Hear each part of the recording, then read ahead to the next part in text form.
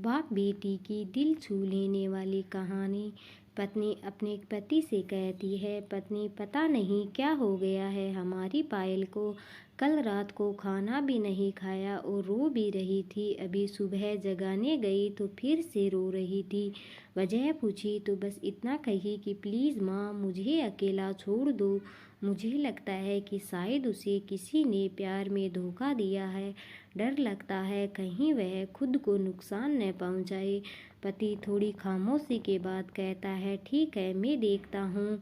इतना कहकर वह अपनी बेटी के कमरे में जाते हैं। पिता, पायल कैसी हो बेटा? बेटी, प्लीज़ पापा मुझे कुछ दिनों के लिए अकेला छोड़ दीजिए। पिता, ठीक है बेटा मगर एक शर्त है। बेटी, बोलिए। पिता, मैं तुम्हें एक बकवास कहानी सुनाना चाहता हूँ, तुम सुन लो फिर हम तुम्हें परेशान नहीं करेंगे, ठीक है? बेटी, ठीक है सुनाइए पिता। आज से करीब 20 साल पहले एक राजा हुआ करते थे, बेहद अमीर। उनके 2 बेटे थे। बड़ा बेटा बेहद आज्ञाकारी और ईमानदार था। उस राजा को अपने बड़े बेटे पर नाज था। उसकी शादी एक खूबसूरत लड़की से कर दी गई। फिर वह खूबसूरत लड़की राजा की बड़ी बहू गर्भवती हुई। घर में खुशियां ही खुशियां छा गई, मगर राजा की जिद थी कि बेटा ही हो। फिर राजा ने अपने बहू के गर्भ का चेकअप करवाया तो पता चला कि गर्भ में लड़की है। राजा ने बेटे को हुक्म दिया कि लड़की को गिरा दिया जाए। आखिर बड़ा बेटा आज्ञाकारी था, ना तो करेगा नहीं। मगर पता नहीं उस पागल बेवकूफ़ को क्या सूझा कि 2 दिन बाद अपना राजपाट, धन दौलत, शानो शौकत सब कुछ छोड़ के अपनी गर्भवती पत्नी को लेकर महल से गायब हो गया। सच कहूँ तो वह बड़ा बेवकूफ़ और पागल था। लोग बेटियों को बूझ समझकर गर्भ में नष्ट कर देते हैं और वह बेवकूफ़ पागल एक बेटी के लिए तमाम सुख सुविधाओं को ठोकर मार दिया। वह बाप की बात मानता तो आज उसकी जगह राजा होता। न जाने वह बेटी के लिए पागल बाप न जाने किस हालत में होगा।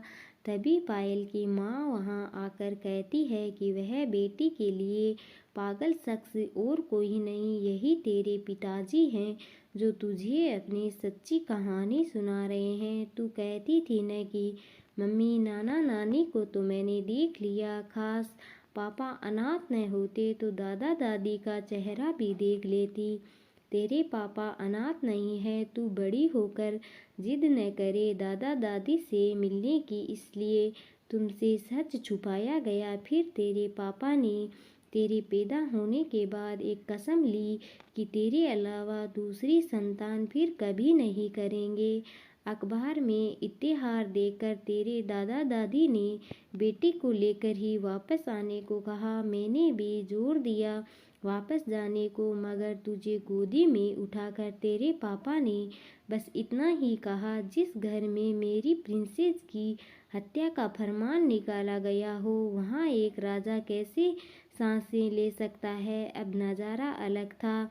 पायल की आंखों में पापा के लिए सम्मान, उनकी मोहब्बत के लिए ढेरों सारा प्यार और उनकी कुर्बानी के लिए इबादत करने का जी कर रहा था। आंसू थमने का नाम नहीं ले रहे थे, मगर सब कुछ अब सिर्फ पापा के लिए था। पापा ने बस आखिरी शब्द इतना ही कहा अपनी बेटी को, मैं नहीं जानता बेटा कि दुनिया तेरे बारे में क्या सोचती है, मगर तू मेरे लिए बेहद अनमोल है। भले मैं आज कहीं का राजा नहीं रहा, मगर तू कल भी, आज भी और सदा ही मेरी प्रिंसेस ही रहेगी। बेटी ने दौड़कर अपने पापा को गले लगाकर रोते हुए कहा, आप असली राजा हो और मैं आपकी प्रिंसेस।